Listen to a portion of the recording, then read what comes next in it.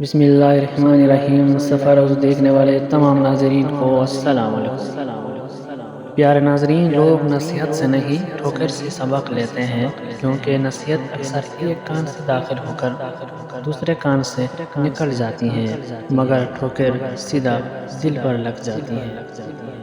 موت سب سے بڑی حقیقت ہے جس کو ہر شخص بلا بیٹھا ہے، اور زندگی سب سے بڑا دھوکہ ہے جس کے پیچھے ہر شخص بھاگ رہا ہے۔ اگر تم سے کوئی ناراض ہے اور اس کو یہ غرور ہے کہ تم اس کو مناؤ گے، تو تم اس کے غرور کو ٹوٹنے مت دو۔ جب تم سکون کی کمی محسوس کرو تو اپنے رب کے سامنے توبہ کرو۔ یہ انسان کے گناہ ہی ہوتے ہیں جو دل کو بے چین رکھتے ہیں۔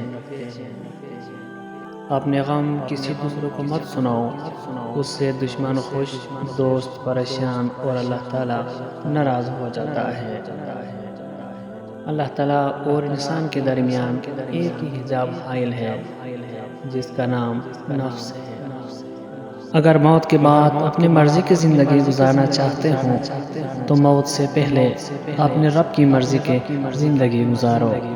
جس انسان میں سچ سننے کی طاقت نہ ہو، اس انسان سے گفتگو کرنے سے گریز کرنا چاہیے، کیونکہ وہ آپ کی ہر بات کو غلط قرار دے کر اپنی غلطیوں پر بھی آپ کو قصوروار ٹھہرائے گا۔